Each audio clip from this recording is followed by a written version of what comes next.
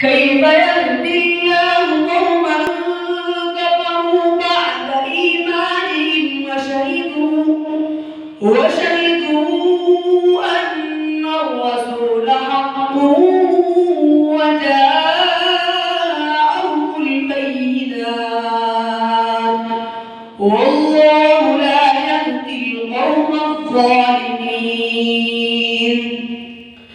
أولئك جزاؤهم أن عليهم لعنة الله والملائكة والناس أجمعين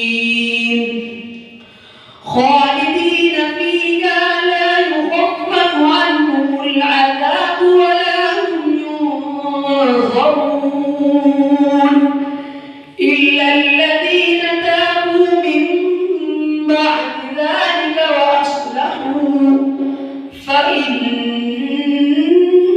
الله غفور رحيم.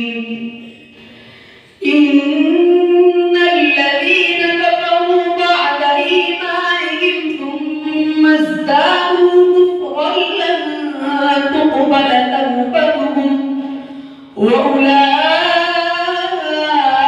هم الضالون.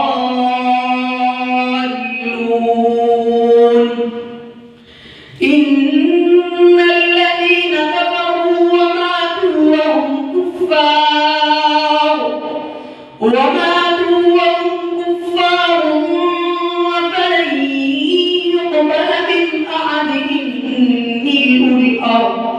ملء الأرض ذهبا ولن افتدى به أولئك